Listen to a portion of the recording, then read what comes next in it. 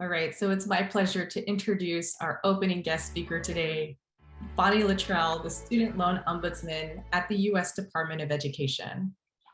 Prior to joining the Office of Federal Student Aid, Bonnie served as Director of Research and Advocacy at the Student Borrower Protection Center, a nonprofit dedicated to ending the student debt crisis.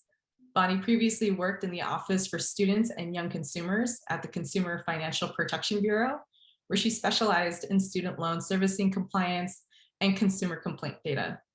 Bonnie led the Bureau's work on servicing compliance under the Public Service Loan Forgiveness Program, and her work identifying consumer harm to borrowers pursuing PSLF led to Congress dedicating $700 million in 2018 to expand the program. Bonnie received a bachelor's in economics from the University of Texas at Dallas and a JD from the University of Virginia School of Law. Bonnie, do we have you on the line? Hello, and thank you for having me. I'm honored to join you all today as NextGen Policy continues its tradition of bringing together the leading voices who are shaping the future for student loan borrowers. Through the tireless efforts of California's advocacy community, including NextGen, Student Debt Crisis Center, Young Invincibles, Consumer Reports, and countless others, California now boasts some of the most comprehensive protections for student loan borrowers this country has ever seen. I'm honored to be here because the actions and ideas you share today will set the tone for the future of the student loan market. Time and again, I've seen how the people in this room were the driving force behind the changes that quite literally moved entire markets. For example, in 2016, with the support of social workers, teachers, and more, California was among the first waves of states to enact a licensing regime for student loan servicers, bringing increased accountability and transparency to a historically opaque market. Today, a mere 5 years later, more than a dozen states have these laws on the books.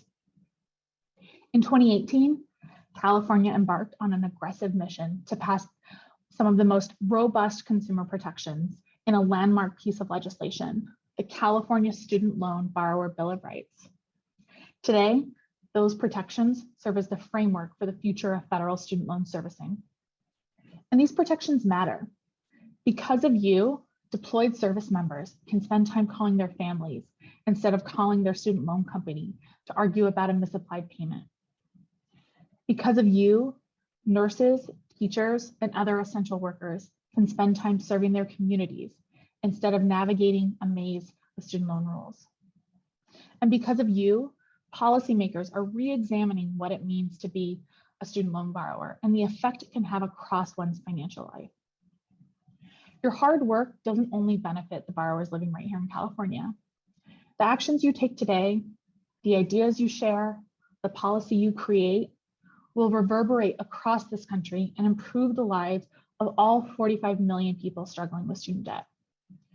Your work, your advocacy is making real change.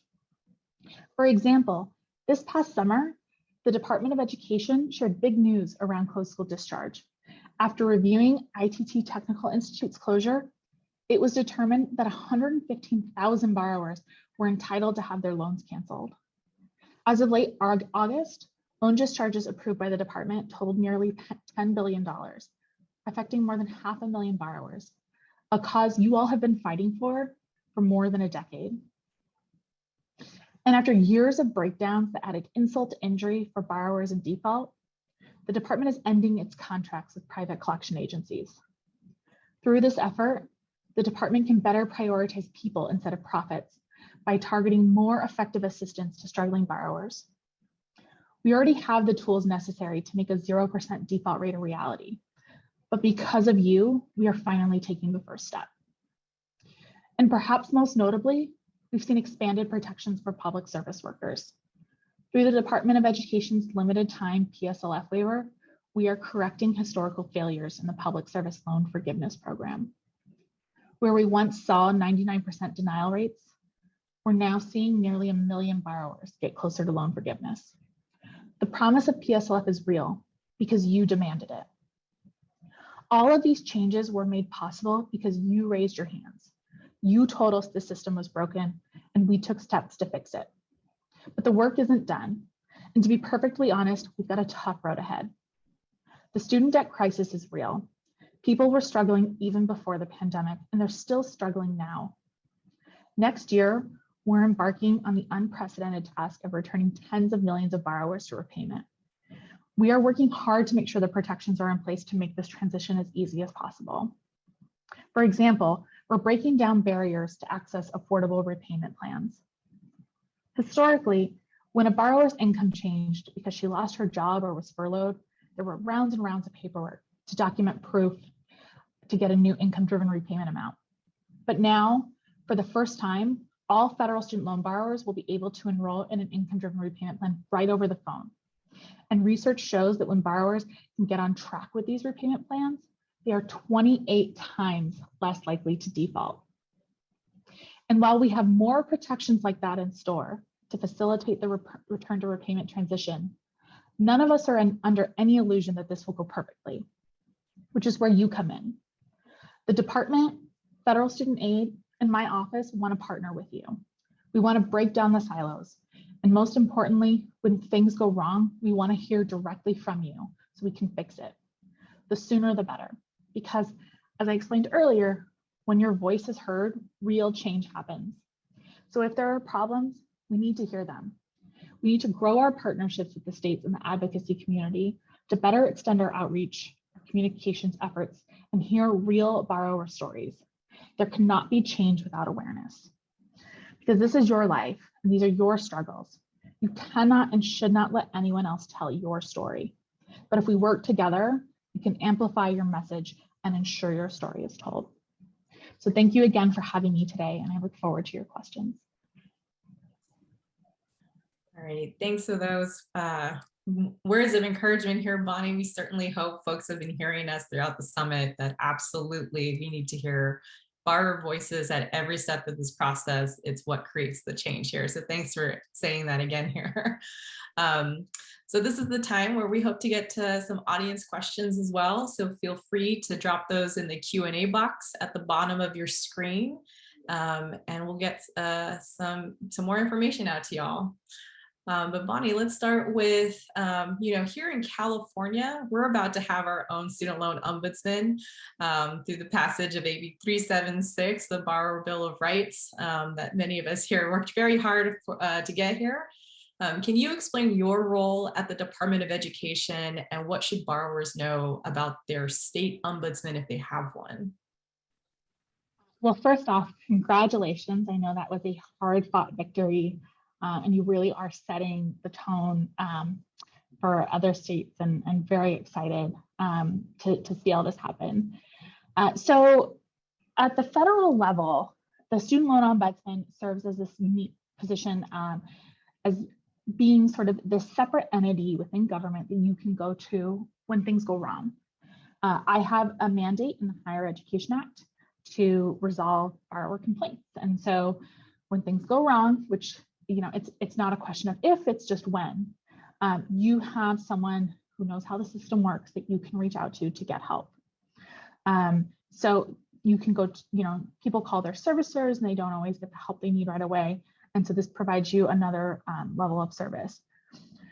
Now, I am just one person. I have a great, fantastic team, but again, we are just one office. And so that's where state ombudsmen come in. And I work for the states that have student loan ombudsman. I work very collaboratively with them. So you should feel like if you raise your hand to talk to your state ombudsman, you're going to get the same level of service and get your complaints resolved. I work closely with them on individual borrower cases to spot trends, to do root cause analysis. So for every person that complains, there might be 10 more that didn't, and we can get that problem fixed for everyone.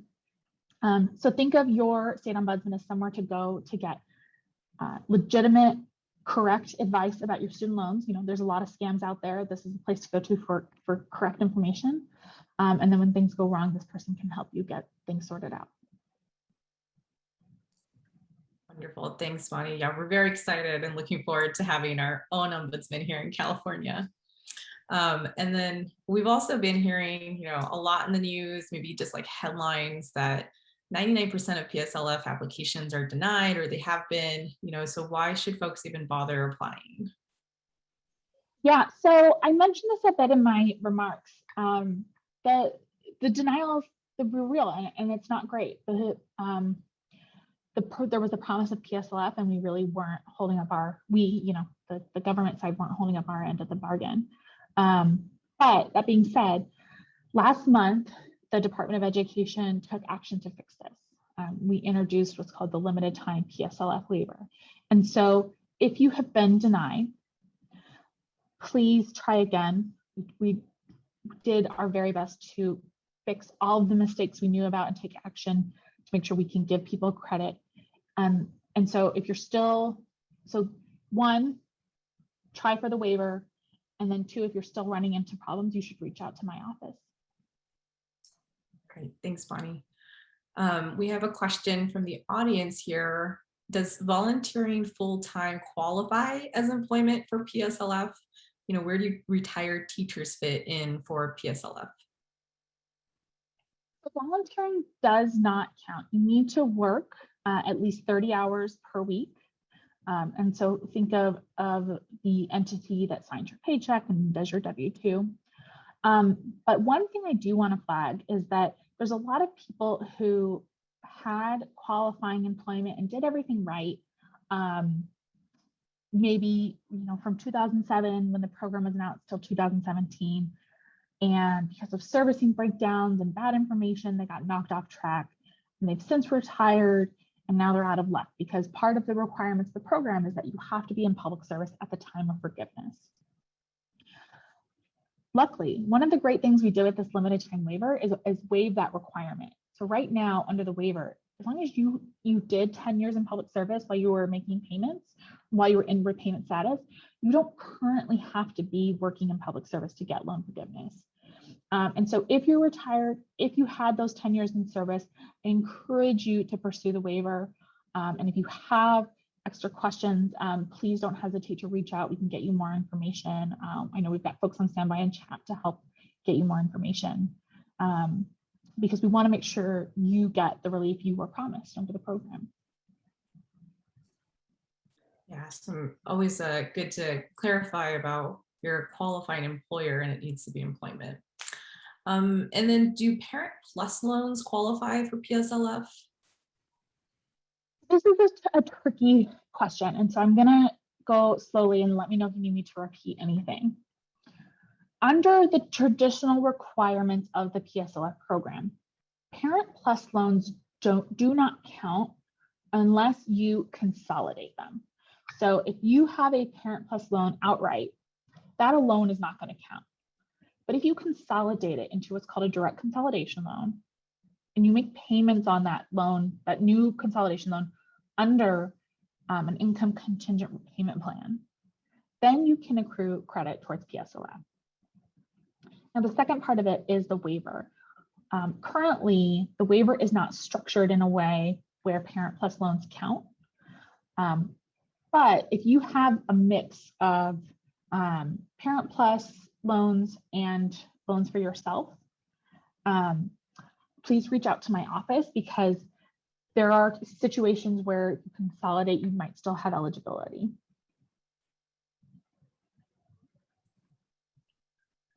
Yeah, a lot to keep track here. I'm happy to repeat any of that.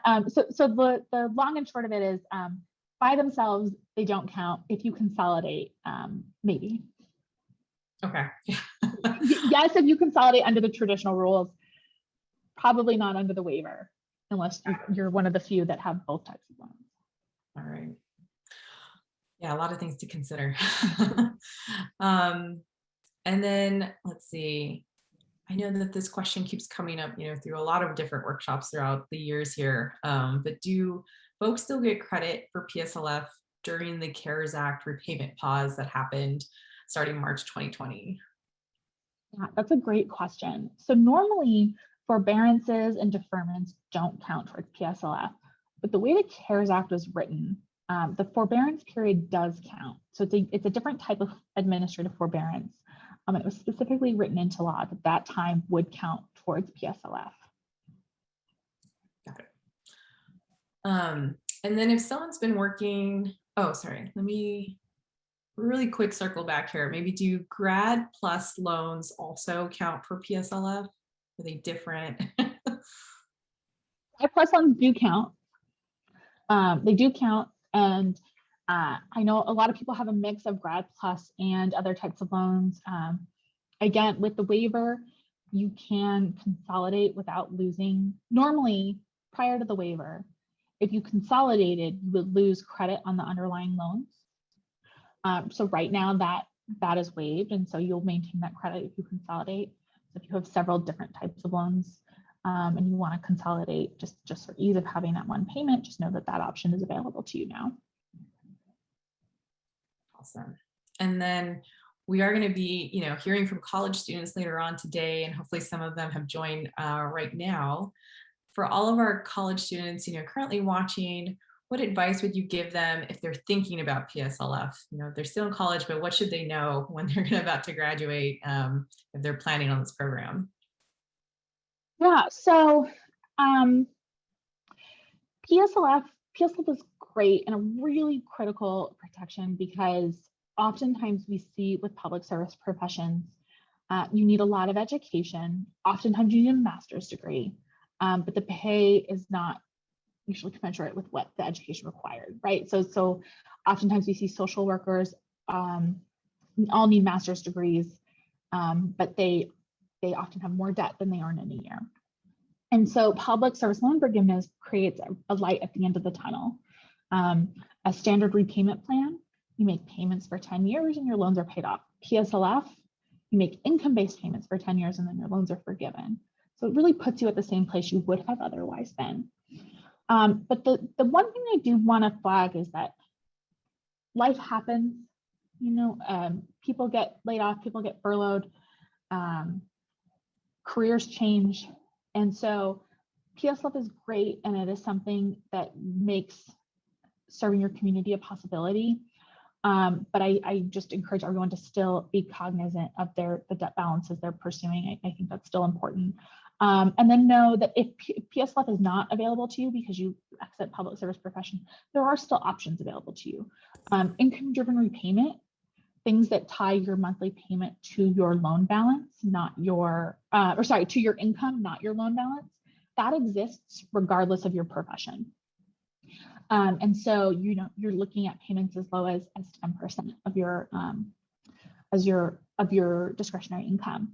And if you're not in a public service profession, after 20 or 25 years, that's forgiven as well. And that's totally separate from your employment, doesn't matter where you work. And so it's not the end of the world if you can't get PSLF. PSLF matters and it makes public service accessible. But if life happens and your path does change, just know there are still options for you.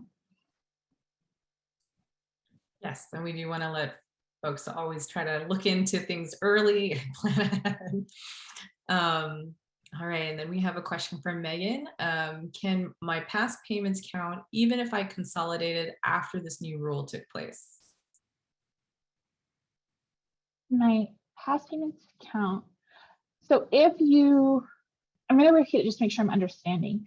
If you have been making payments on separate loans and you consolidate tomorrow, will those still count? Yes, it will count up until October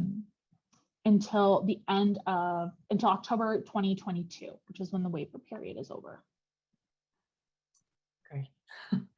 Hopefully we captured that correctly. And I know this question came up a little bit yesterday, so maybe just best advice. It's always kind of hit or miss with when you're contacting your servicer, but there was a question, I'm going to try to summarize here.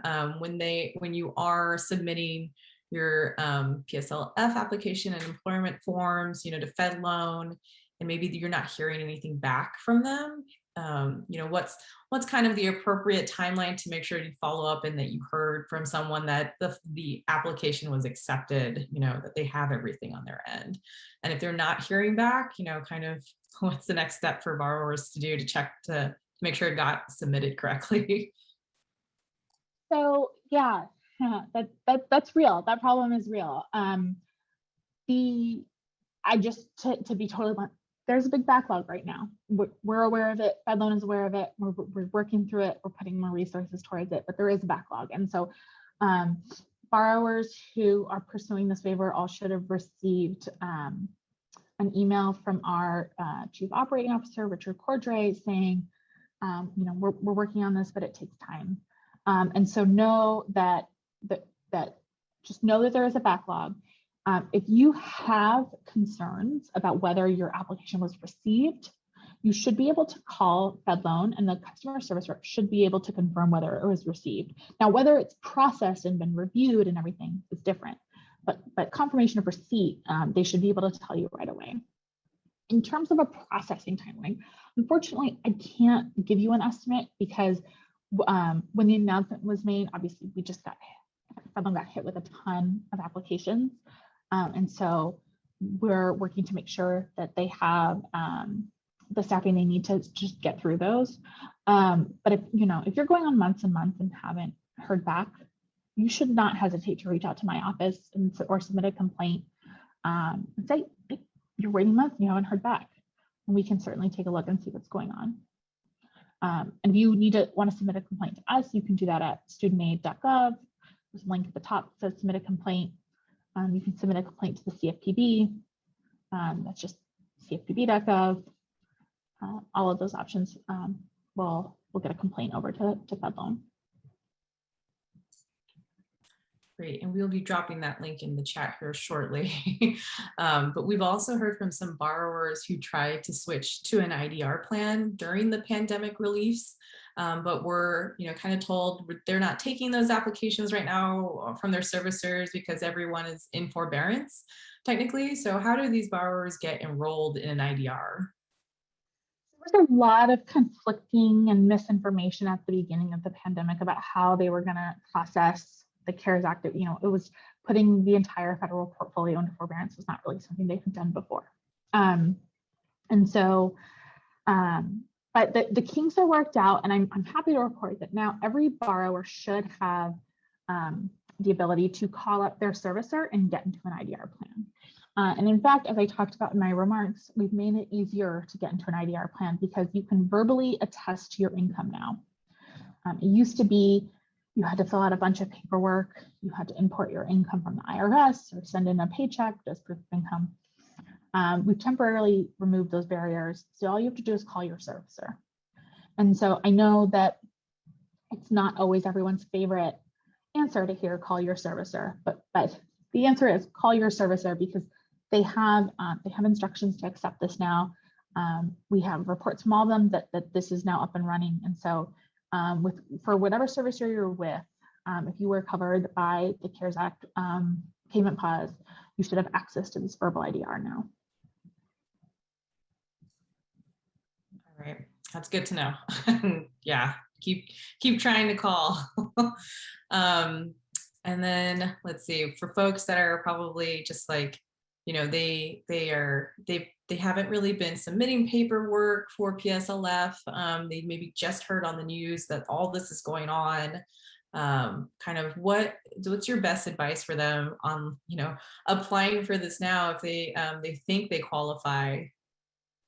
Yeah, so the best thing about PSLF is that it's not like you have to say, I want you don't have to raise your hand day one and then that gets you your first credit. Like you could have been doing everything right and not have known it and then still be getting credit, particularly now that we've expanded eligibility through the waiver.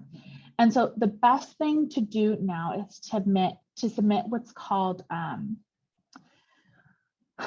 it's oh my gosh, I'm blanking on the name, but it's this, we'll drop the link in the application or in the chat. It's the single form. It's a combination of the employer certification form as well as the application for public service loan forgiveness. It used to be separate forms. We put it all in one.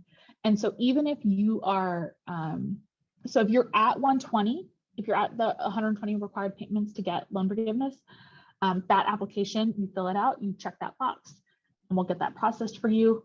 But even if you're not quite at 120, let's say you're only at 115 or 110, that application still is going to have your employment on file, and then they're going to send you a letter and say, this is how far you are.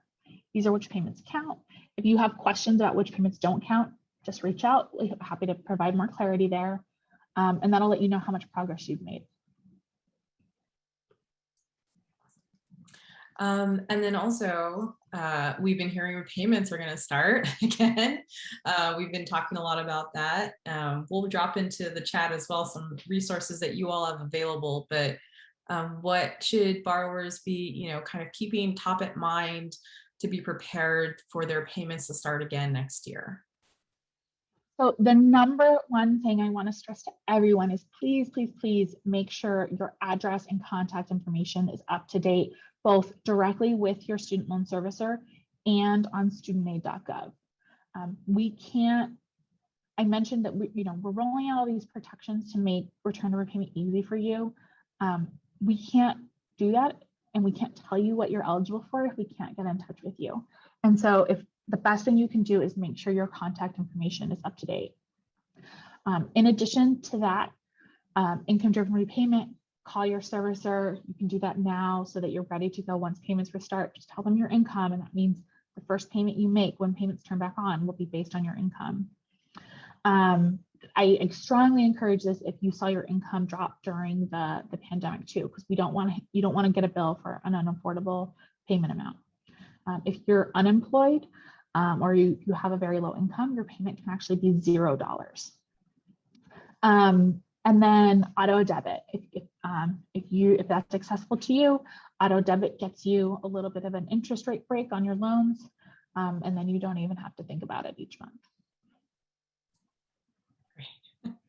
Thanks so much, Bonnie. I know there's so much information that we're trying to get out here today, and we have run out of time. But for folks who are in the Q&A box, hopefully you can stick around. We will be doing a student debt workshop at the end of the day here today. And if you ever, have more questions, feel free to reach out to us at NextGen or any of our summit partners, and we will try to help you out and connect you with the right resource. So thank you all for your questions. Thank you, Bonnie, for taking the time to be here with us and providing this great information, and for the work you do to help borrowers out.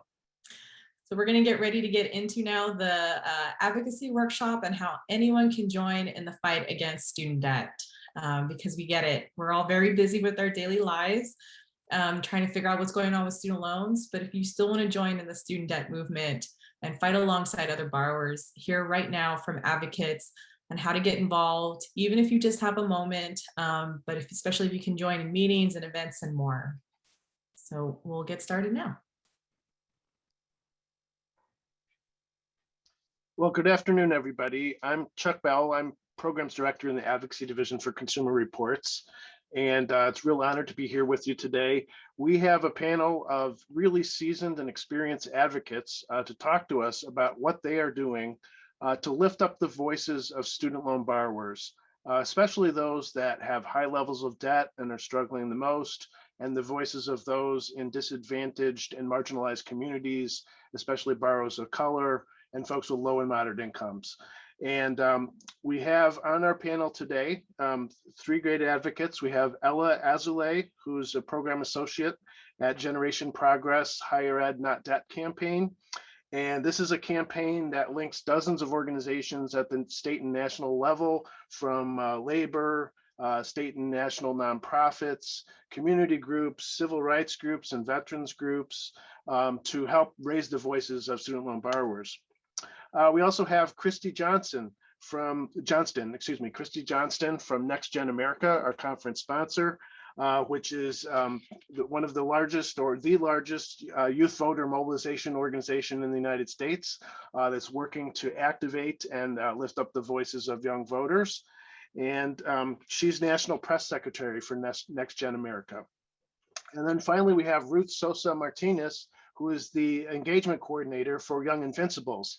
And Young Invincibles is a national organization working to represent and advocate with young adults from ages 18 to 34 on issues of economic security, healthcare, and higher education.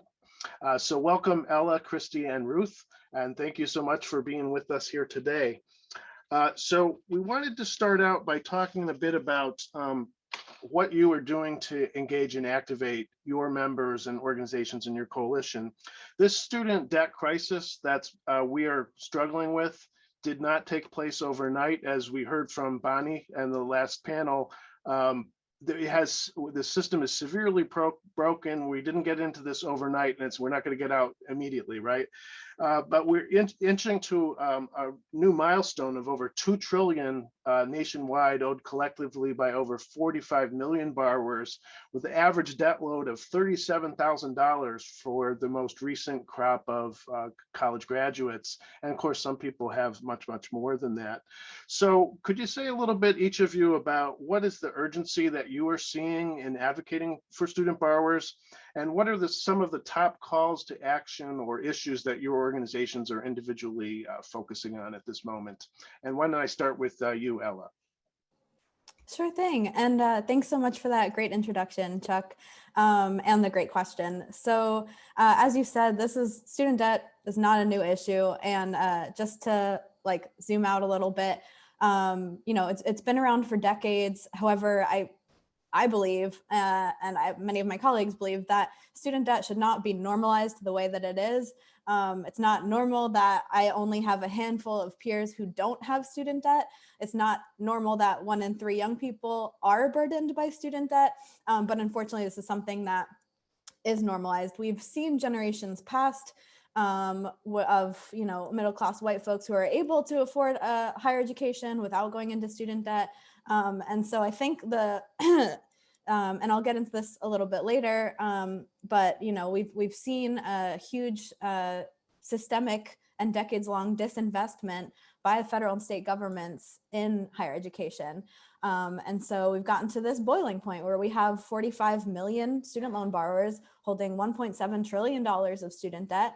And the urgency of the moment is that this is a crisis, and also that we're closer than ever to seeing student loan debt cancellation. Given our current administration, they've slowly been canceling student debt for select groups of borrowers at a time. We've seen with the total and permanent disability discharge. We've seen relief for defrauded student loan borrowers who attended for-profit institutions. So we see it's been happening bit by bit, and now we just can't afford to take our foot off the gas. This is the urgency of the moment. We're close. And given this current payment pause that we're in because of the pandemic, we even have proof that we've never had before. We now have proof of what it would be like for borrowers in the day-to-day when they don't have to worry about those monthly loan payments. We know that it's a big relief for them and that it frees them up to make other purchases, to put into their retirement, to pay the bills that they need to pay. So we have proof that this is a good thing. And so I think really that's the urgency of the moment, is that we have folks in our corner at the education department. We've seen a little bit of cancellation already. And so I think the top call to action right now is we cannot stop pushing for debt cancellation in advance of the payments that are set to resume in February. But regardless of whether or not we see that cancellation before February, some folks are going to go back into repayment at that time. And also we want to make sure that, as Bonnie talked about, that folks are taking the steps to protect themselves and their finances, and that folks aren't caught off guard. I'm a borrower myself, and I've found some really great, helpful resources that I'm happy to drop a link to. It's really goes well with what Bonnie was talking about. It's a 6 steps to take before the payment pause ends. And again, want to emphasize again what Bonnie talked about, which was that if you think you may be eligible for Pslf relief, do that before payments resume in February, because while we are fighting for debt cancellation, we don't want folks to be caught off guard when payments do resume. So top call to action, still fighting for debt cancellation, and I'll leave it at that. Great, thank you. So try to square your own situation if you can, but keep on fighting and raising your voice for everybody else. Christy Johnston from NextGen America, what are some of the priority issues and tactics that you guys have been emphasizing? Yeah, well, first of all, I think Ella touched on it really accurately on the urgency of what's happening right now. It's really a moral issue when we're looking at, who is being affected most by student debt is communities of color. 85% of Black college graduates have student loan debt, and 2/3 of women also have student loan debt. So we're really looking at the most vulnerable communities in our country really being affected the most by this. When we're looking at NextGen and what we're doing, I think the most effective tactics that we have had is speaking directly to who can make decisions about this. So we highly encourage young people to tell their stories. These stories need to get to people in power. We need to be talking about real substantive things that are affecting your life, and how student debt is holding you back from accomplishing what you want to accomplish. Higher education should not be only for the white and the privileged. It should be for everybody. And the fact that it's affecting communities of color, it's not spontaneous. It's not something that it's completely by design. So that's our big thing there, is telling the stories, writing letters, making sure that you are getting what you want to say to the president, to the Secretary of Education. We've hosted a few town halls as well with Chuck Schumer, Elizabeth Warren, really just focusing in on how can we partner with the people in power that actually want to do something about this, and getting those stories out there. Terrific. And yeah, I could say that, storytelling has so much power to it. And I think especially, many policymakers are in my generation or older, and many of us had very small amounts of student debt relative to what you guys are shouldering these days. And so I do believe policymakers are really moved and affected by the storytelling from your organizations. Ruth, could you tell us what Young Invincibles is doing to engage your membership and constituency, and what types of priority issues have you been focusing on? Yeah, so I think Ella and Christy both touched on it very, very well, that a lot of the impacted communities are people of color, are women, are low-income individuals, and non-traditional students. And one thing that YI has been doing is really talking to young adults about the issues that they're facing, because at the end of the day, the loans that they're taking out are not just going towards tuition and books. They're going towards housing, they're going towards food, transportation. And so really addressing not only like basic needs issues that these young adults really are needing while they're studying and while they're getting their degree. But also we've been in the Student Debt Coalition, and our partners, as well as the policy focused staffers at YI, have been focused a lot on advancing protections for student borrowers. So we've been doing quite a few things. I also want to emphasize what Christy said. At YI, we also love to uplift the voices of young adults and really emphasize the struggles that they are facing, especially when we're talking to legislators. It is so much more impactful to have young adults in those meetings, talking to legislators, telling them the day-to-day struggles that they're facing and what can be done to help them, than it is for us to show up to a policy meeting or a legislative visit and tell folks, hey, a lot of the students we talk to are facing these issues. It just does not have the same impact. And so storytelling really is super powerful, and it's so helpful in pushing for policy changes and advancements for student borrowers.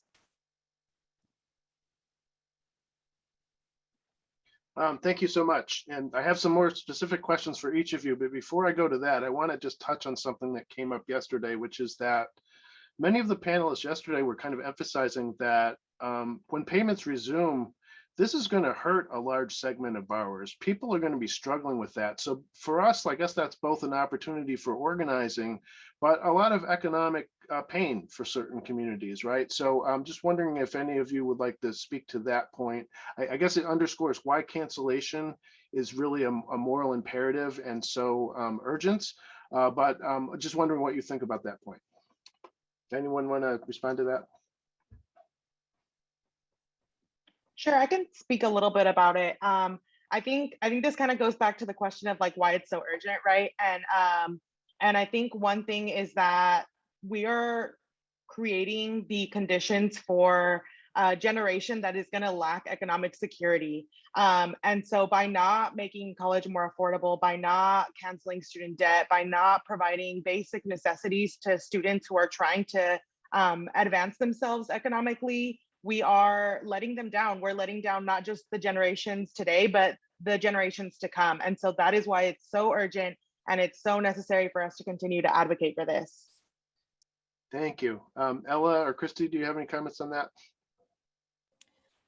Yeah, I totally agree with what Ruth said. And I think I'll add also just that in working with students and borrowers, you see, you hear from folks that their stories, and again, to emphasize the importance of sharing your story, but like people will share their experiences of, the fear of falling into default and for being forced to choose, do I make my loan payment this month, or do I can I afford, school materials for my kid, or can I afford to put food on the table, or my gas bill, or, or pay for my necessary life-saving medicine. And so like that's, by canceling student debt, you are taking that horrible choice away from people. Like we would give them the opportunity, that cancellation would give many people the opportunity to not be put in that situation. So I think that's just the one thing I wanted to share, was like we hear this from borrowers all the time, that they're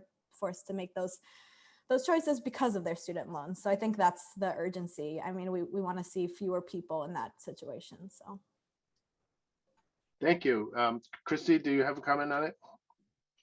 I mean, yeah, Ella, like you said, a lot of young people are going to have to decide what they're spending their money on, especially if they have kids. It's like this, also touches at this vicious cycle that student debt is bringing up for a lot of people for generations to come. This isn't something that, should I buy food today, or should I buy rent, or should I, pay my rent? There's that kind of personal aspect of it, but it's also, how do I provide for, my children? And then, it's just this kind of cyclical thing that's going to keep happening. So it's going to hurt a lot of people. And yeah, it's, we're really at a breaking point right now. Yeah, in a way, it's like the whole family takes on the burden of debt, right? Because maybe you took out the loan, but your parents co-signed for you. And Christy, you're pointing out even the kids, are affected by this. So the whole family is part of the equation. Okay, so I'm going to ask a question to Ruth, and that is that we know that young people, college students in particular these days, are starting out their careers with lots of competing demands on their time. And so what are some easy ways for young people to get involved in advocacy, Ruth? And could you tell us more about what you're doing in your youth advocacy program? And also, how are you coping with the limitations that we're all dealing with relating to the pandemic and difficulties in having in-person contact? How has the advocacy landscape shifted because of those barriers? Yeah, so I guess I can answer the first and last question kind of together. So one way that you can get involved is attending events like this, right? Like learning more about the issues, learning how to get involved, and connecting with organizations like NextGen, like Young Invincibles, like all of the other partner organizations that we have here today. And secondly, sign up for newsletters. Most of us send out monthly newsletters with resources, with ways to get involved, with different activities that we're going to be doing within the next month or next couple months. So there's definitely a lot that you can do. And I think that is another thing that has kind of changed with the pandemic, is that we've seen a lot of our advocacy efforts shift to virtual advocacy efforts. And so it's a lot easier to get involved virtually, especially if you don't have a lot of time on your hands. I think one thing that I've noticed as a young person, and I've heard a lot of my colleagues mention similar experiences, it's really hard to get involved. It's really hard to start getting involved in advocacy, but it's even harder to stay involved. And so just making sure that you're staying in contact with the organizations that you work with, whether that just is like making sure that you're getting their emails or following them on social media, to see what's going on and what advocacy efforts you can get involved with. And another way that you can get involved with YI specifically is we have a lot of programs that we run with young adults. Our first is pretty low commitment. We have monthly calls for young adults in different regions. It is called our YI Leadership Network. And these young adults meet monthly to organize around issues that they care about in their communities, in their regions. And I can definitely drop some more information on that in the chat. We have one meeting actually later this afternoon. So if any of y'all are interested, definitely feel free to reach out to me. We also have, like Chuck mentioned, our Young Advocates program. This is a paid leadership development program that we run twice a year, one time in the spring and once in the fall. Like I said, it is paid. It's a super great opportunity. We teach young adults, especially folks who maybe don't have any experience in organizing or in advocacy. We train you on how to organize in your community, how to build coalitions, how to advocate for issues that you care about, how to talk to legislators. And you're in a group of about 20 other young adults across the state. So you get to meet other young, passionate adults who are also interested in the same issues that you're interested in. Lastly, we have our Young Adult Advisory Board here in California, which really helps steer our policy work. We take feedback from young adults all across the state on issues that are impacting them, issues that are impacting their peers. And you don't have to be a college student to join any of these programs. A lot of the folks who engage with us and who work with us are already young professionals working full-time jobs and just want to get more involved aside from the work that they do on a day-to-day basis. Super, thank you so much. Yeah, of course. I know one challenge people often face is that our inboxes are all flooded with emails from dozens and dozens of organizations, but when you have been a volunteer for a group like Young Invincibles, you can draw closer to that group and really identify with it, right? And so I think that causes a lot of people, it causes your emails to jump out a little more because people know who you are and what you stand for. And from the standpoint of the advocates, it's so important that we have people in all the districts of the individual elected officials, so that you're an asset for this movement that you can go and talk to your senator or representative or whatever it is. So please do open every email you get from each of the three groups that are here today. Okay, next I would like to go to you, Ella, to talk a little bit about the Build Back Better Act, which is on the threshold of being passed in Congress, or the infrastructure bill was passed, right? And initially it had included free community college. And so we know Generation Progress, you've been keeping close tabs on that bill. Can you tell me what happened with that provision, how we got to where we are today? What are some of the calls to action that you did and key takeaways? And what's the next step for people who want to keep fighting for free college? Sure, absolutely. And just to give some context as to why something like free community college or free college is important when we're talking about the student debt crisis, is because it is the other side of the coin when we're talking about debt cancellation. In order to once and for all fully address the student debt crisis, we can't just have debt cancellation, because we would still have the root cause of the issue, which is that college is not affordable and it's not accessible. So if we're going to make sure that, once we wipe out the debt, students would just simply, if we didn't address the root cause, students would just continue to rack up more debt, and we would be in the same predicament that we were in before we wiped out the debt. So free college is about addressing the cause of the issue. And that's why I say free college and debt cancellations are two sides of the same coin, because these two solutions need to go hand in hand if we're talking about fully addressing student debt. What happened was that free community college was initially in President Biden's Build Back Better proposal, and free community college is an extremely popular idea nationwide. There's a ton of individuals support it, because we know how many people are impacted by student debt, and if something like free community college was an option, then so many people could have avoided debt. So it's a popular idea among individuals, students, borrowers, among grassroots advocates and activists. Unfortunately, through the negotiation process, free community college was cut from the bill, from the proposal, because Senator Manchin from West Virginia was not a fan, doesn't see the value in free community college, which is unfortunate because particularly people in West Virginia would benefit from something like free community college, his own constituents. So it's really unfortunate to see, but we're still going to be obviously pushing for free community college and free college as a broader ask. And so I just want to, underscore that this idea of free community college, while folks were fighting for it to stay included in the Build Back Better Act, it had gained a ton of momentum. And free college as an idea already had a ton of momentum in Congress. We know that even before all this talks of reconciliation and the Build Back Better plan, even before that, there were several pieces of legislation that were introduced into Congress that would give us some form of debt-free college, sure, in varying amounts and through different methods, but there were a number of bills that would accomplish some kind of debt-free college. So we know there's an appetite for this.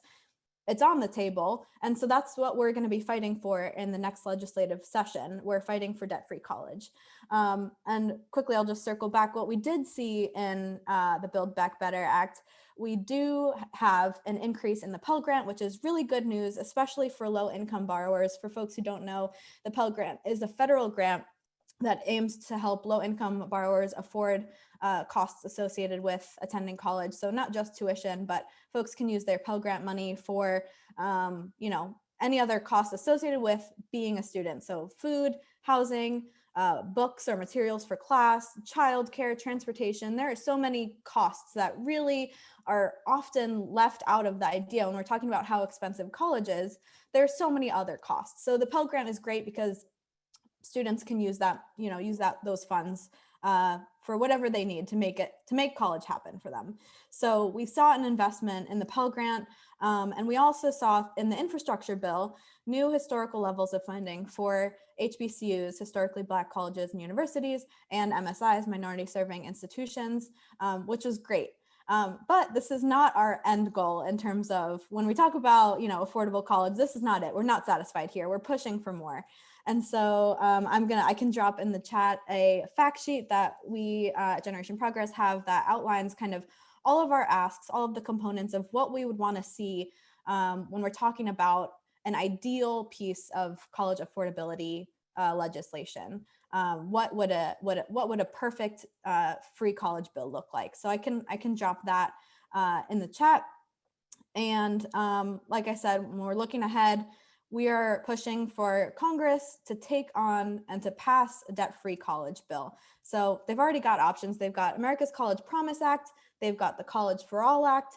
They've got the Debt-Free College Act. These are all sitting on their table. So what we can do, what folks can do, is call on their members of Congress to pass one of these bills. And in fact, Generation Progress recently hosted a week of action, a debt-free college for all week of action, to do just that, to put pressure on our members of Congress to say, hey, this is urgent. We are in a college affordability crisis. We need to make sure that future generations are not burdened with student debt the same way that we are. And so we took digital action. And again, I'll drop all the links for folks you can still take action. It's not too late. But we said, hey, email your senators and representatives, call them, let them know. You can click to take action here to let them know that this is something that we need. We need both debt-free college and we need President Biden to cancel student debt. In addition, there were several rallies held. There were marches. I saw folks, really taking action, especially during the time of the negotiation process during reconciliation, that people were really mobilizing. We even hosted a virtual rally to call for debt-free college and debt cancellation and funding for HBCUs. And we organized virtual lobby meetings to bring borrowers to their own representatives virtually to share their stories and to, again, call for debt-free college. And so a great, awesome time, week of action. That's the kind of thing, Generation Progress, that's the sort of what we do. So folks want to, get involved. Like I said, I'll drop the link. And then just to, again, underscore that there is a huge appetite for this, for free college, for debt-free college. There are options on the table. I'll drop a toolkit for folks who maybe, if you don't know exactly what does debt-free college entail, what does that mean? There are resources, there's information, and there's, again, opportunities for you to take action. So ask your members of Congress to prioritize debt-free college in the next legislative session and support one of the bills, the many bills that already exist that would give us debt-free college. Thank you. I think I just want to underscore this point again, because if we canceled student debt on a broad-based basis and we didn't do anything about the high cost of higher ed, we would just be passing this on to the next generation, right? We would not be really solving the problem at all. So I agree with what you're arguing. It's critical to address both sides of the equation. So I want to ask you just a little bit about the partisan nature of this. Isn't this debt-free college a fairly popular idea, even with folks in swing states like Virginia or Arizona, West Virginia or Arizona? This is a pretty popular idea, even with conservative folks or people who live in rural areas, isn't it? Absolutely. Yep. Across the board, people who have either come face to face with like student loans as a reality for themselves or their family or their community. Like you said before, student debt it's not an individual problem. It really impacts the entire family, the entire community. And so odds are, if you're not someone with student debt, you know someone with student debt and you see how it impacts them. And if you see that, you're going to understand the value of something like free community college or debt-free college, because today, if you have any hopes of earning enough money to like support yourself, your family, save for retirement, buy a house, anything, if you want to better your living situation, people understand that in order for, a better paying job, most of them are going to require a college degree of some kind. And so if that degree is not accessible without going into debt, people know that's a problem. So absolutely, I think free college is a popular idea across the board. I think you're muted, Chuck. Thank you so much. Yeah, I was going to say that folks from all sides of the political spectrum say that they want families to be economically self-sufficient and be able to stand up and pay their bills and function in the modern economy. But especially conservatives should care about this, because ed debt-free college would help promote family self-sufficiency and economic independence. So thank you for what you're doing, and thank you for keeping the struggle going. Obviously, I'll have a lot more to do to keep pushing that forward. So Christy, we've been hearing throughout the entire conference about movement to cancel student debt, and NextGen America has been in the forefront of that struggle. Can you talk some more about what you guys have been doing specifically, and what are effective advocacy actions we can be taking now, and how can we mobilize more people to join this campaign? Yeah, definitely. So, a big part of NextGen's work is listening to young voters and what their top issues are. And that's exactly what we did in the last election cycle, when we turned out the largest, most diverse generation in American history. And one of their top issues, time and time again, when we were talking to them, was student debt. That was always a top 5 issue.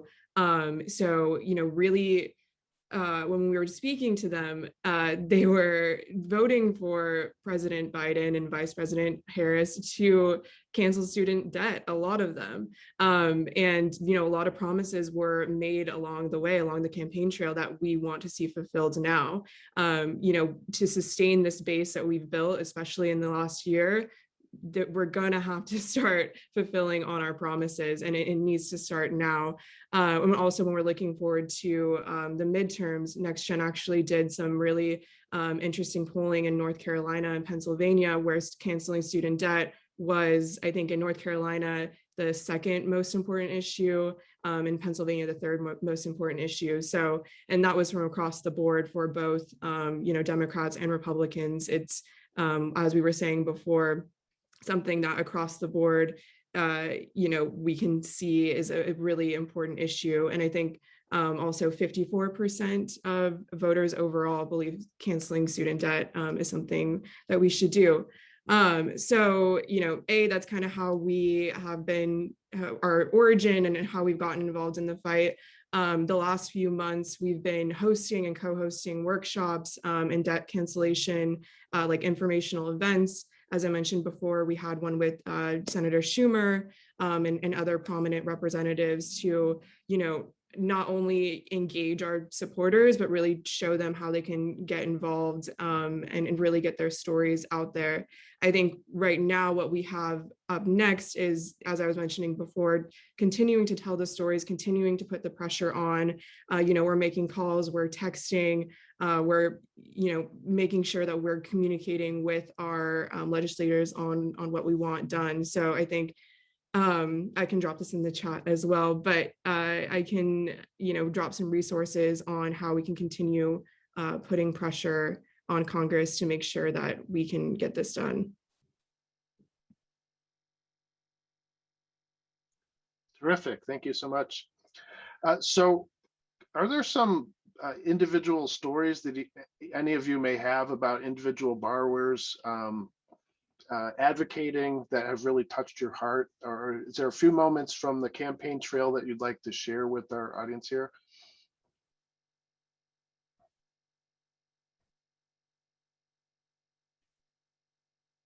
Anyone? I can share one, sure. And this story comes from a borrower who was a part of those virtual lobbying meetings that we hosted during our week of action, where we connected, borrowers to their senators and advocating for debt-free college. And this story was particularly heartbreaking because it hit close to home for me. I know plenty of people either with the same exact story or, it was very similar to my own, but, you see this often with first generation borrowers who either, their parents didn't attend college. And so they're, navigating this process of applying to college at 17, trying to figure out how you're going to afford this massive bill, 30, 40, upwards of that number, 30, 40,000 per year. And you're 17. And the easy answer that when you meet with either a counselor or someone from the financial aid department of your college or whoever you meet with, you're so often, just told to take out student loans. That's the easiest solution. That's the quickest solution. And so many 17, 18-year-olds they don't know what they're getting into. Their parents are just proud of them for, getting into college, going to college, doing something that has never happened in their family before. And they take on this huge burden at 17 and don't know how to navigate the process. Either get, loans that are going to be impossible to pay off due to interest or due to, you're lacking the family financial support that most people have when they are paying for college. Or I shouldn't say most people, but people who avoid student loans, they usually have family financial support. And so, just to see the impact on this borrower who was sharing her story, she now has to think about her and her father are going to be in student debt likely for the rest of their lives. And that's already impacting how the financial decisions that she navigates, if she's able to get married, if she's able to buy a house ever, or if she's going to see her dad work for the rest of his life because he can't afford to retire because he also took on loans to help her go to college. So it's just, you hear the very real consequences for people, and you're reminded that it's a very personal issue, that this impacts not only the day-to-day, but it could impact the rest of someone's life. So that story stuck with me. Ruth or Christy, do you have a comment? Yeah, I think I've heard so many stories that are just so similar. So there's not exactly one story that there's a lot of stories that stand out to me, I guess. So it's really hard to to just talk about one, but I think some of the issues that I've heard most about is, and Ellie kind of touched on it a little bit as well, is just people not having financial freedom for themselves, having to move back in with their parents, having to decide whether or not it's a good time to have kids, having to decide whether or not they can even afford a mortgage payment, or even rent. And then getting false information from a lot of different people on how easy it's going to be to repay their student loans, or even what options they have for repayment. So I think there's just so many flaws in the system that we need to address, and really it's such a common experience that it's so heartbreaking, and it's heartbreaking that we're still hearing about it right now. And I also totally should have mentioned, but Ruth just reminded me of this, that some of the even, the stories that are like harder to hear are, for example, like students who have attended for-profit institutions, because they're really sold a bag of lies in terms of like exactly what you said, Ruth, about how easy it's going to be to pay off those loans. They're sold a bag of lies when it comes to the quality of their education.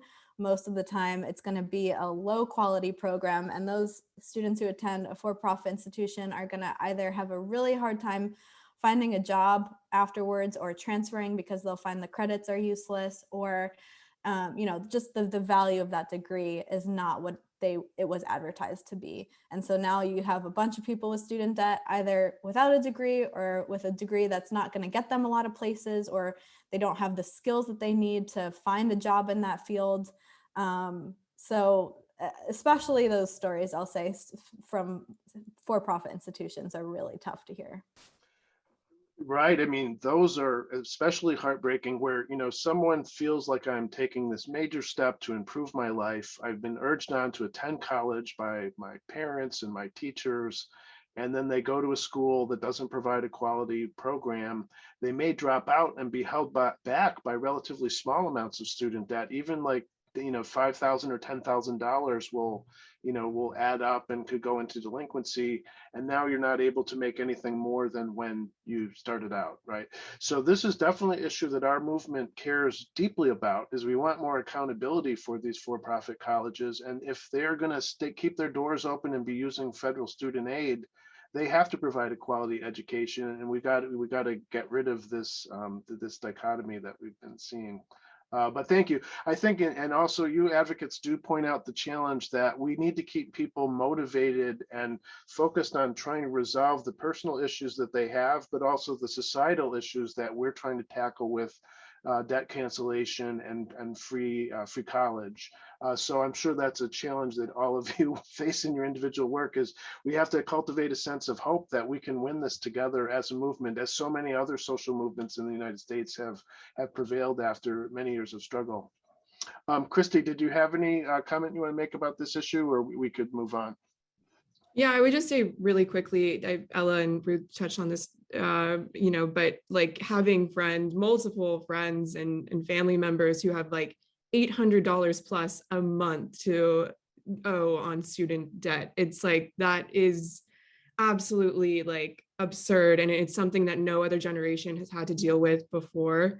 So I think just staying passionate about like the real like numbers behind this, and really just like thinking about that. And, especially, when we're talking about like the economy, when we're talking about, so many different factors in this, it's so unprecedented, and it's so, it's really just like unfair for the opportunities that we need to see. So just keeping the passion, keeping the fire lit is something that is really important for this fight moving forward. Thank you. Yeah, so, and also just one number that always comes back to me is that of Government Accounting Office has reported that of borrowers who have gone into default on their federal student loans, 70% of them could have qualified for income-driven repayment if they had been given the right information by their servicer. And that's really what hooked me into this movement, is the poor customer service provided by our student loan servicers, and the fact that so many people could have dodged like one of the worst outcomes you can have, to have your loan go into default and debt collection and the damaged credit and all the rest of that. So behind all of these numbers that we have is an enormous, immense stories of pain and individual economic suffering. Okay, so let's see if we can take a look at some of the questions that are coming in. Well, one question people have is a little mechanical here, but how are servicers getting paid or getting paid back? You know, they have contracts with the federal government to service these federal student loans, but is it true that some are going to be leaving the marketplace, like Navient or FedLoan? Do you guys have any comments about what borrowers should be thinking about that issue? I think this is maybe a little bit more of a policy one question than I'm qualified to answer, but I will say just the idea of, like I said before, you know, in decades past, it was on the federal government to ensure that people had access to higher education, because a degree, like as we know, a degree is necessary if you hope to achieve financial stability, right? So in the past, that cost for higher education was on the federal and state governments.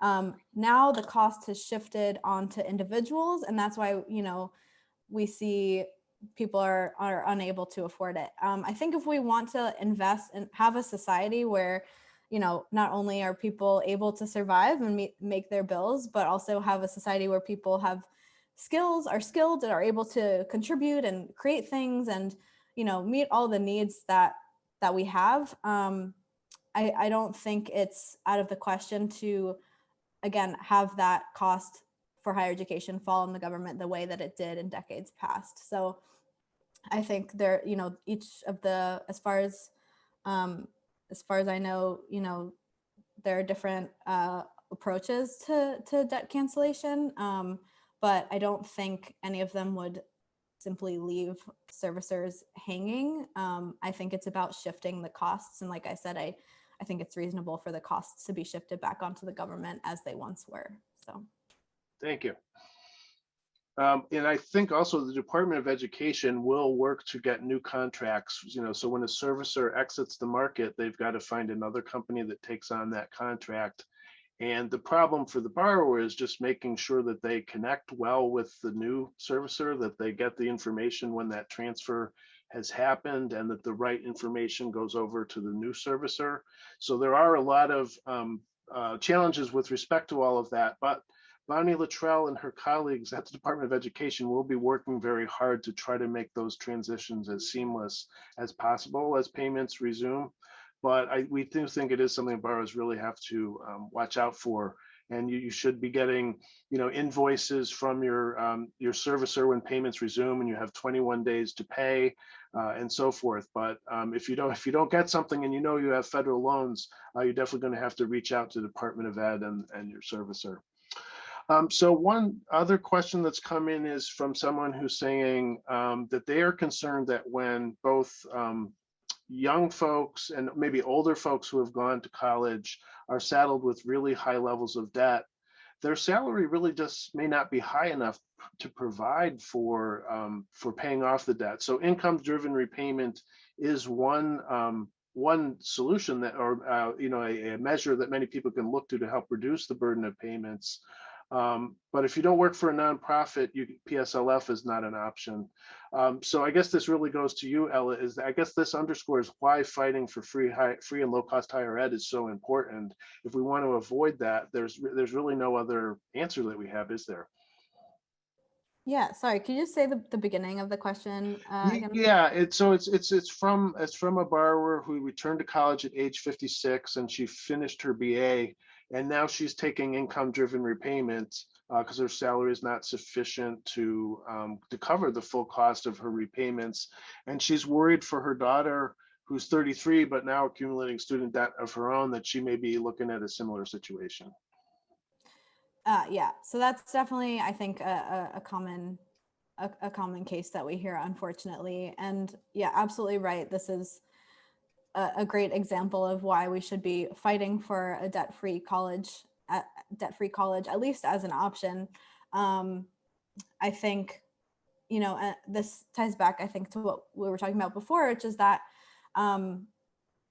we've seen costs skyrocket to this, and it's a convergence of factors where we see, because of the decades-long disinvestment in higher education, at the same time, because of that, we see tuitions skyrocket, and inflation continues to increase. So the cost of living continues to increase, but wages have stagnated. So it's all of these factors that come together to make higher education really inaccessible and unaffordable. So if, for example, wages had increased right along with inflation, right along with the cost of living, maybe the situation would not be as dire as it is now.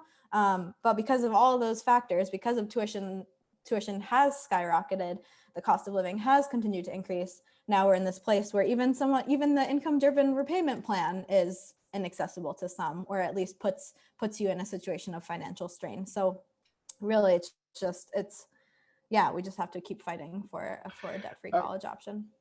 Can I ask you, Ella, is there like a marquee type of, or what are some of the bills that I should be going in to talk to my senators and representatives about now that Build Back Better Act is over with or dealt with? Is there a bill that you guys are really pushing on this issue going forward? So Generation Progress, we don't endorse any one piece of legislation, but in our fact sheet, we do, which I dropped a link in the chat, we do highlight a number of components, like I said, that would be included in any good piece of debt-free college legislation. So we don't know if there's going to be more free college bills introduced in the future. So that's why we say, at least if you're going to endorse one, it should have these components. So encourage folks to take a look at that fact sheet. But these components would apply to both Senator Sanders' College for All Act and to Senator Schatz's Debt-Free College Act. In addition, I think there's also introduced in Congress the America's College Promise Act, which again, each of these bills would go about implementing different amounts of debt-free college and would do it in different ways. There's good things about all of them. So yeah, I encourage folks to take a look and take a look at that fact sheet. And if you're going to lobby your member of Congress, make sure that whatever bill that they support or endorse has those components. Excellent. Thank you so much for that. So we were talking earlier about some of the borrowers who are the most negatively impacted by high levels of debt are borrowers of color. And so how can our movement be more inclusive of marginalized communities and people whose voices are not necessarily being heard on these issues? Ruth or Christy, would you like to address that?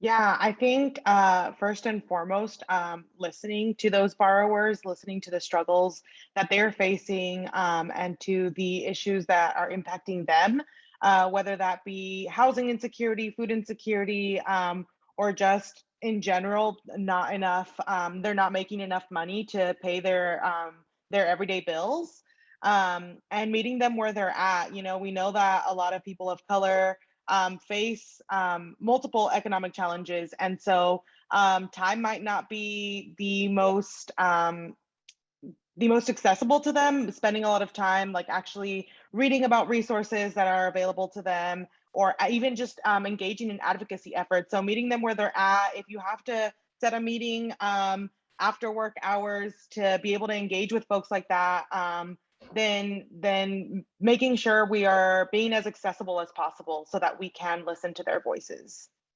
Thank you. Christy, do you have any thoughts on this? Yeah, that's exactly right. I think it all starts with listening. I think the real power in this movement, or where it's going to come from, is going to be the communities that are most affected. So it's going to come from Black and Brown communities. It's not going to magically happen from somebody who doesn't have student debt, who's not involved in the fight, who's not immediately impacted by this. It's certainly not going to come spontaneously from government, especially, just given the demographics there, until we have better representation in government, people who are dealing with these struggles, especially with student debt, who know, the day-to-day of what this looks like. Not a lot of movement is going to happen. So exactly as Ruth said, it starts with listening. It starts with amplifying those voices, starts with getting those voices to people who can do something about it. And then it's, not only mobilization, but representation. It's about getting people with these struggles in office and making the change. And again, it's going to start with communities of color who are leading the voice on this. Thank you. And Ella, you guys work with civil rights groups and labor unions. So obviously you have within your network a fair amount of diverse organizations that represent different types of borrowers. Yeah, and I was just going to add really quick, if I could, that, Black and brown borrowers are disproportionately impacted by student debt. We see Black borrowers are, due to systemic racism, due to racist lending policies, due to redlining, a number, the racial wage gap, a number of factors, Black borrowers are more likely to need to borrow more, and to take longer to pay off their debts. So any amount of student debt cancellation would be a step in the right direction when it comes to addressing the racial wealth gap, when it comes to addressing the disproportionate harm that student debt has on Black and brown borrowers. So canceling any amount of student debt would be a huge, huge step in the right direction. I think that's, that's the thing to keep on, the top of mind when we're talking about debt cancellation. Absolutely, what Christy and Ruth said, we need to center the experiences of, in particular, Black and brown borrowers. And yeah, so. So let me ask you a question about how we frame our messages for advocacy on debt cancellation, because we're constantly coming up against this narrative that many borrowers were able to pay off their loans successfully and go to college, and the answer is for everybody to just buckle down and pay off their loan. So cancellation is often framed as something that benefits some people and not others. How do your organizations address messaging in your advocacy?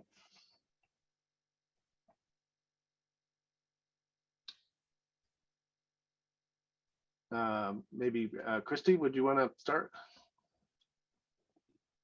Yeah, definitely. You asked about messaging on student debt. Yeah, I mean, when we're looking at it, it affects not only young people, it affects everybody, any recent graduate, any millennial, any middle-aged person, and when people are in debt, they can't afford housing, they can't afford food, they can't afford healthcare, or retirement. So it's really not only affecting people's individual lives, it's a drain on the economy, and it's a roadblock to this entire cohort of people who are, just wanting to have a higher education and pursue higher opportunities for themselves. So I think overall, when we're looking at it, it's a drain on society, it's a drain on the American dream, and overall, just something that we're going to have to keep fighting for if we want to eliminate it and provide more opportunities for all of us. Thank you. Ruth or Ella, do you have a comment on this? Oh, yeah, I'll jump in really quick. What you mentioned before, Chuck, is one of my biggest pet peeves for the people who say, well, I worked hard, I got, you'll often hear people who went to college 50 years ago say, I worked hard, I had a summer job, and I paid for my education. Or even people now who say, I worked hard, it took 20, 30, 40 years, but I paid off my student loans, and so everyone else should too. That is really frustrating to hear because, first of all, like I said, due to the other factors, the factors that have gotten us to where we are today, you can't just pay off your college tuition with a summer job. That's impossible. Knowing what the minimum wage is, knowing what a college degree costs, it's just simply not a reality. Maybe 50 years ago, sure, because a semester at school costs $200. That's different. That's not what it costs today. So that argument, I think, is really frustrating to hear. And also for the people who say, well, I worked hard and paid off my loans after 40, 45 years, 50 years, whatever it is. Why do you want that for future generations? Why do you, just because you suffered, you should not want to see future generations suffer the same financial strain, the same stress that you experienced. The whole point of, I think, society is we should want to make things better for future generations. The same way that we're fighting to improve our climate so that future generations don't suffer extreme weather events, we should also be fighting to improve our economy so that future generations don't suffer debt the way we experience debt. I think it's as simple as that, is that we should want to make things better, not worse. So that's that's the argument there, is just making it better for future generations. Thank you. Thank you. And Ruth, do you want to add anything? Yeah, definitely agree with both Ella and Christy. And also, I know I'm going to sound like a broken record, but I feel like just elevating and centering the voices of people who are actually experiencing these things is super, super important. There's no other way to find messaging for this type of issue other than by actually hearing the people who are experiencing student debt. And yeah, maybe that's just the organizer in me that's always coming back to the voices of the young people who are facing these issues. But right. Thank you. Thank you. Yeah. So this generation is uniquely burdened by much higher levels of debt. There's a public health crisis. There's a growing body of research that says that debt cancellation is progressive, that most people in the society do not have large amounts of wealth to fall back on to satisfy the debt. So this is a policy that's good for everybody. So thank you so much for joining us today for our advocacy workshop at the Free My Future Summit. Please stay tuned for the next panel. I'm going to turn it back to Sam Seng, and our next panel is the Future Costs of Higher Education panel, starting shortly at 12:30 Pacific time. So Sam, back to you, and thank you so much to my panelists, Ruth, Ella, and Christy. You did a fantastic job. Thank you so much. Thank you. thank you. Thanks for having us.